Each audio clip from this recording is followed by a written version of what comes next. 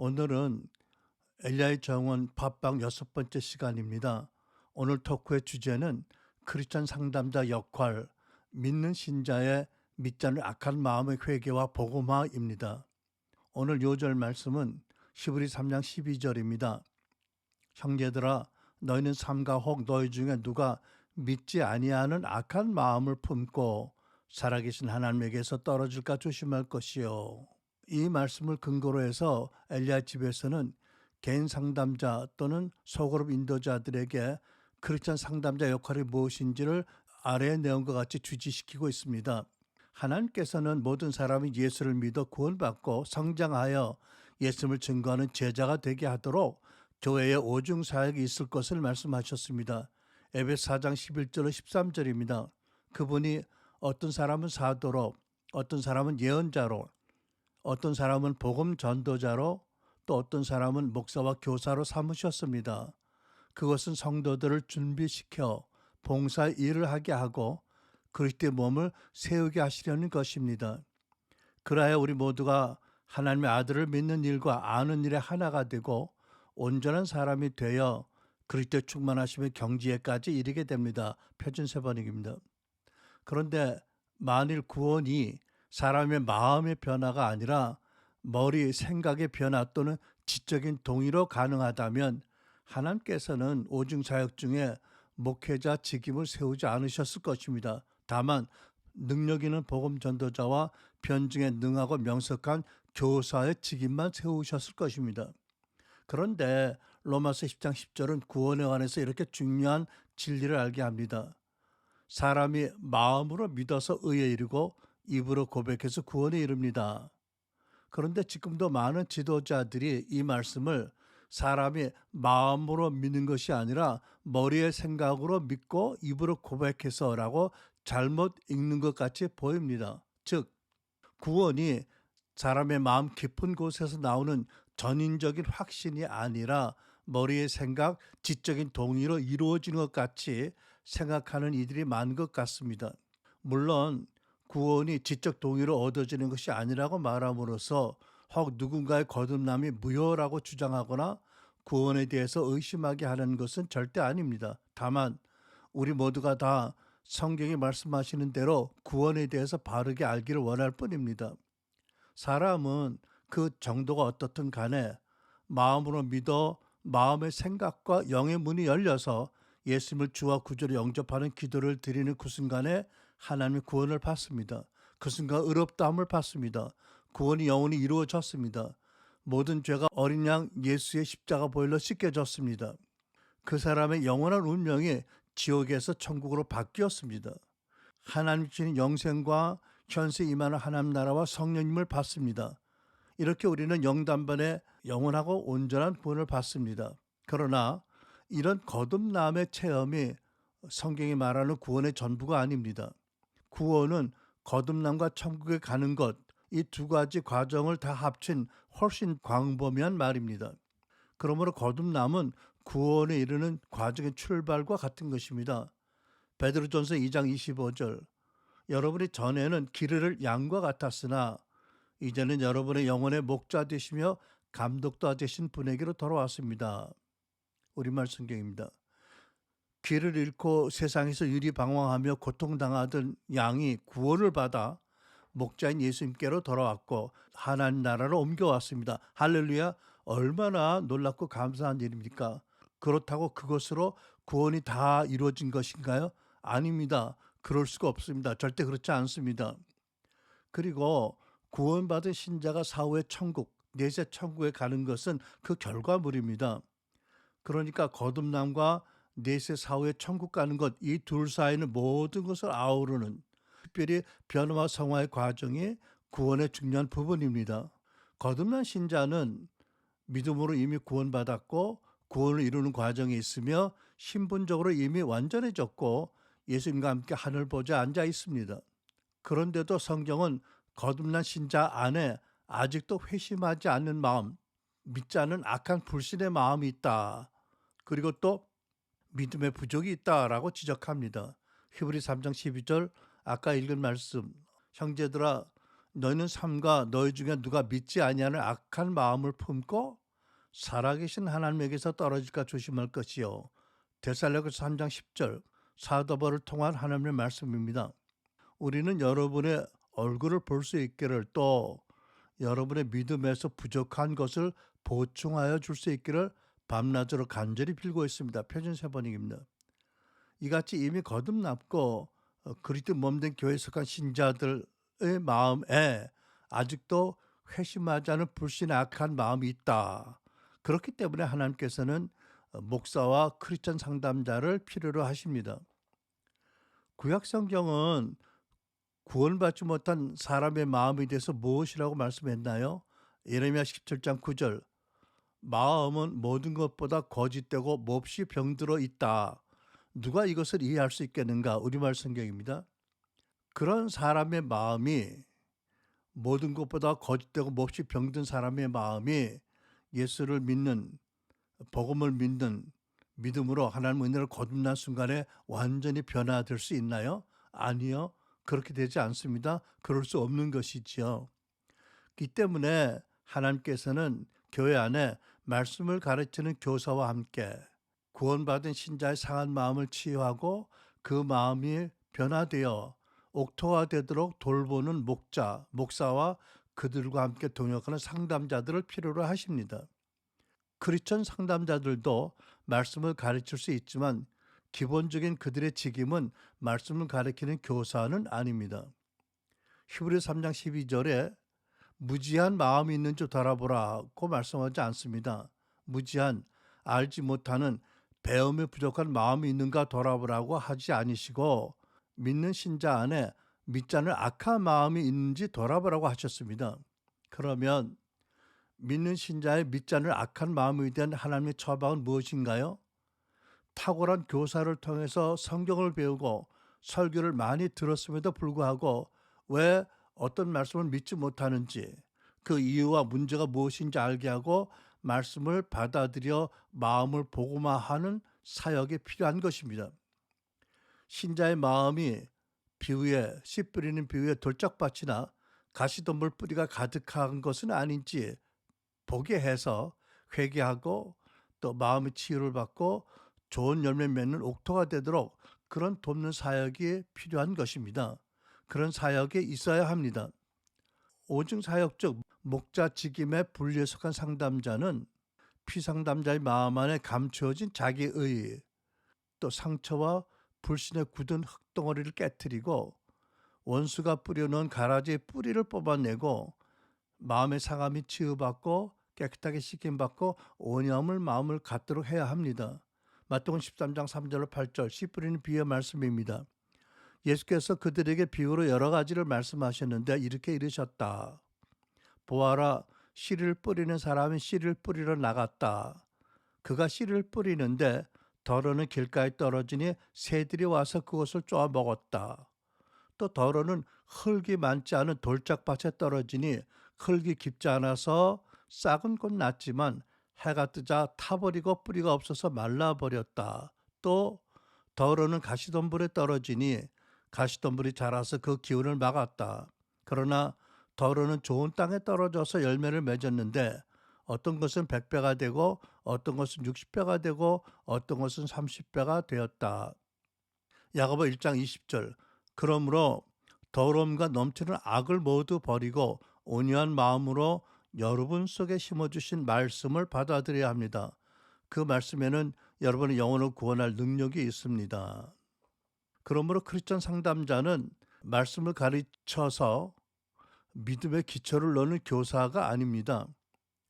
크리스천 상담자는 피사역자로 하여금 자기 마음에 있는 믿지 않을 악한 마음을 보고 또 무엇이 믿지 않을 악한 마음을 갖게 했거나 지속하게 하는지를 알게 하고 또 그로 인해서 얼마나 나쁜 열매가 많이 맺은지를 보고 또 이웃에게 얼마나 많은 아픔을 주는지를 깨닫게 하고 회개하고 돕는 사람입니다. 오늘날 특별히 이런 사역이 더 필요한 것은 대부분의 신자들의 마음이 세상에서 입은 오염으로 더럽힘을 많이 받아서 죄로 인지하는 능력이 크게 저하되었기 때문입니다. 그리고 이것은 말세를 사는 신자의 상태를 이미 예언한 성경 말씀 그대로 된 것입니다. 디모데후서 3장 1절 5절 말씀입니다. 그대는 이것을 알아라. 말세에 어려운 때가 올 것이다. 사람들은 자기를 사랑하고 돈을 사랑하고 잘난 척하고 교만하고 하나님을 모독하고 부모에게 순종하지 않고 감사할 줄 모르고 거룩하지 않고 무정하고 화해하지 않고 남을 헐뜯고 무절제하고 난폭하고 선한 것을 좋아하지 않고 배반하고 무모하고 자만하고 하나님을 사랑하기보다 쾌락을 더 사랑하고 경건의 모양은 있으나 경건의 능력은 인정하지 않게 될 것이다. 우리말 성경입니다. 그런데 이렇게 타락한 상태로 오래 살던 사람이 하나님 은혜를 거듭나는 순간에 단어적인 중생의 씻음과 성령이 새롭게 함으로 그 마음이 모두가 다 온전히 치유되고 성화되겠습니까? 아닙니다. 그럴 수 없습니다. 또 하나님의 의도도 그렇지 않습니다. 만약 그렇게 된다면 빌립보 2장 10절에서 두렵고 떨리는 마음으로 여러분의 구원을 이루십시오라고 당부할 이유가 없을 것입니다. 또 믿는 신자들에게 마음의 변화를 받으라고 하나님이 특별히 명령하실 이유도 없을 것입니다. 로마서 12장 2절 여러분은 이 시대의 풍조를 본받지 말고 마음을 새롭게 함으로 변화를 받아서 하나님이 선하시고 기뻐하시고 완전한 뜻이 무엇인지를 분별하도록 하십시오. 표준사 번역입니다. 그래서 특별히 말세에 신자들의 속사람의 치유와 변화와 성화를 위해서 깨닫도록 도와주는 사역이 필요한 것입니다. 스스로는 인식할 수 없는 많은 죄를 말씀의 빛을 따라 보고 인지하고 회개하고 치유를 구하고 치유를 받고 더러움을 씻음받고 마음이 깨끗하고 온유한 가운데 말씀을 받아들여 구원을 이루도록 마음이 복음화되도록 도와주는 상담자의 도움이 절실히 필요합니다. 요한복음 1장 5절 그리고 7절로 8절에 이런 말씀이 있습니다. 빛이 어둠에 비추되 어둠이 깨닫지 못하더라. 그가 증언하러 왔으니 곧 빛에 대하여 증언하고 모든 사람이 자기로 말미암아 믿게 하려 함이라. 그는 이 빛이 아니요 이 빛에 대하여 증거하러 온 자라. 이 말씀은 세례요한을 증거하는 말씀이지만 크리스천의 상담자가 하는 일도 역시 알게 하는 말씀입니다. 이미 말씀의 빛이 비추고 있지만 깨닫지 못함으로 말미암아 상담자가 사랑과 관용으로 또 말씀으로 그리고 엄중하게 죄를 깨닫고 회개하도록 그래서 마음이 변화되고 복음화되도록 도와주어야 하는 것입니다. 세례 요한 역시 이미 구약 성경에 기록된 말씀을 항상 어기면서도 하나님의 백성이라고 착각하는 이스라엘 백성들의 죄를 구체적으로 드러내고 엄중하게 책망해서 회개케 하지 않았습니까? 시편 19편 12절 자기 허물을 능히 깨달을 자 누구리요 나를 숨은 허물에서 벗어나게 하소서. 그래서 엘리야 집은 기도 상담자들에게 한 점의 의심도 없이 하나님의 법의 절대적인 것을 알도록 강조합니다. 그리고 피상담자들로 하여금 죄로 인한 아픔과 손실을 보게 하고 진정한 죄책감을 갖고 회개케 함으로 십자가 앞으로 나아가게 합니다. 그리스도 안에는 결코 정죄함이 없지만 그것이 십자가로 나타난 하나님의 크신 자비하심 때문이지 하나님의 법을 하나라도 약화시켜서 그런 게 아니기 때문입니다. 마태복음 5장 18절 19절 진실로 너에게 이르노니 천지가 없어지기 전에는 율법의 1.1획이라도 반드시 없어지지 아니하고 다 이루리라. 그러므로 누구든지 이 계명 중에 지극히 작은 것 하나라도 버리고 또 그같이 사람을 가르치는 자는 천국에서 지극히 작다 일컬음을 받을 것이요 누구든지 이를 행하며 가르치는 자는 천국에서 크다 일컬음을 받으리라. 우리 한국교회에 절대적인 영향을 미친 미국 교회를 보면 1, 2차 대각성 시기에 많은 능력 있는 복음 전도자들이 일어났고 그들의 사역으로 말미암아 수많은 사람들이 회심했습니다. 회심한 이들이 그 다음은 뭐죠? 라고 물었고 교회는 성장하셔야 해요 라고 말했습니다. 그리고 탁월한 지도자들의 희생적인 노력의 결과로 많은 주일학교, 공립학교를 비롯해서 하버드, 예일, 다트머스 등 훌륭한 대학들이 설립되었습니다. 그런데 그 대부분의 지도자들은 복음을 믿고 은혜로 구원받은 신자의 마음이 지속적으로 회심해야 한다는 인식을 가지지 못했습니다. 그래서 얼마 후에 다시 침체가 오고 또 그 얼마 후에 다른 복음 전도자들이 등장해서 회개에 거듭남을 부르짖었습니다. 복음 전도자들의 사역으로 거듭난 모든 이들은 성장하려고 많이 애를 썼지만 자기들의 속사람의 치유와 변화와 정결함, 또 지속적인 속사람의 죽음과 거듭남이 있어야 한다는 복음의 핵심적인 요소들을 놓쳤습니다. 그래서 그들에게 성화란 전심으로 율법을 따라 애쓰고 노력하는 일이었습니다. 그러다 보니까 예수님의 온유한 성품을 갖게 되는 것이 아니라 비판주의와 위선에 이르게 되었습니다. 결국 신바리새주의로 간 길이었는데 비극은 그들의 마음이 한 번도 치유받고 깨끗해 본 적이 없다는 사실입니다.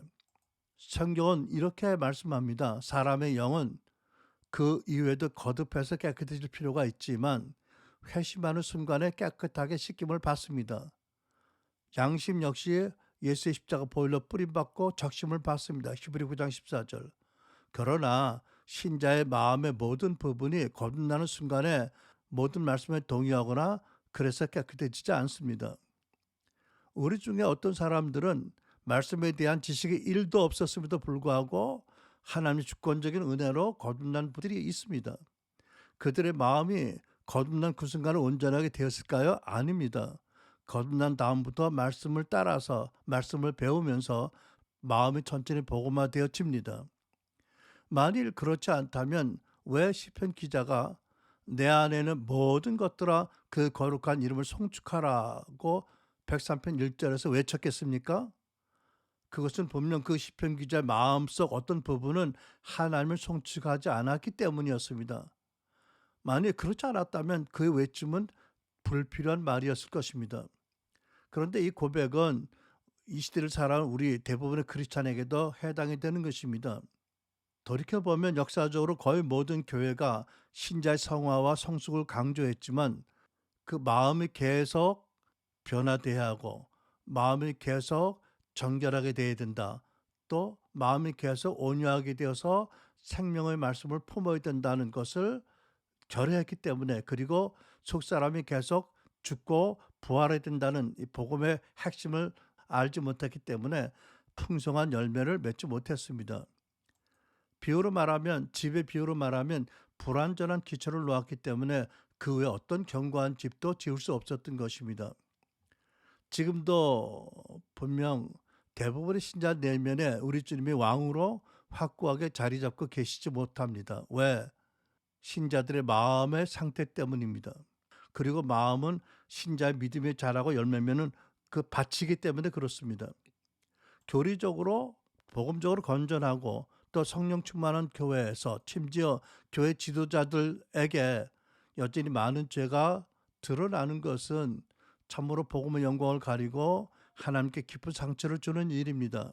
또 어떤 죄가 분명하게 외적으로 드러나지 않았더라도 교회의 성령의 열매가 거의 보이지 않는다면 혹은 교회 안에 다툼과 불일치가 계속된다면 지식의 영역에서 이성의 영역에서는 가르치는 사역을 잘 했어도 마음의 영역이 여전히 휘어져 추수하기에 이른 밭이 되지 못하고 있고 그것은 거의 제대로 마음이 다루심을 받지 못하기 때문입니다. 여러분 회중이 모여서 강단의 설교를 들으면 성령의 검이 역사함으로 말씀이 회중의 마음을 찌릅니다. 그러나 얼마나 많은 회중 가운데 많은 사람들이 설교를 통해서 하나님께서 자기에게 말씀하실 말씀을 깨닫고 적용하고 회개하고 또 마음이 기경되고 옥토로 변화되어서 열매 많은 일이 얼마나 많은가요? 그러므로 오늘날 특히 마지막 때에 선포된 말씀을 성도 개인적으로 깨우치고 적용하게 하는 이런 상담 사역이 필요합니다. 1대1이나 소그룹에서 이미 선포된 말씀이 구체적으로 깨달아지도록 다시 재조명하고 그 말씀이 마음에 새겨지고 적용하고 회개를 일어나게 하고 또 마음을 변화시키는 새로운 크리스찬 상담 사역 모델이 필요합니다. 이것을 우리는 크리스찬 3단 사역의 기본 역할이라고 믿습니다. 그러므로 어떤 면에서는 모든 교인이 어느 정도 훈련을 받아서 초보적인 상담자가 되어서 서로의 마음에 여기 조금 저기 조금 하는 식으로 말씀의 다스림과 적용이, 그리고 하나님 나라가 더 점점 더 넓히 가도록, 점점 더 커져가도록 함께 기도하고 함께 회심을 이루는 마음을 복음화하는 사역에 되게 할 필요가 있습니다. 시편 기자의 고백적인 선언, 내 혼아 주를 송축하라, 내 안에는 모든 것들아 그의 거룩한 이름을 송축하라, 이 말씀이 이루어질 때까지 우리는 서로 또는 크리스찬 상담자의 사역에 도움을 받아서 함께 은혜 가운데 노력을 해야 할 것입니다. 크리스찬 상담자가 해야 할 본분은 예수님께서 우리 마음의 모든 부분을 다 차지하시고 에베소 말씀처럼 예수님께서 우리 마음에 계시도록 예비하는 것입니다. 그리고 크리스찬 상담자의 무기는 하나님의 말씀이지 심리학적인 지식이나 명민함이나 분석이 아닙니다.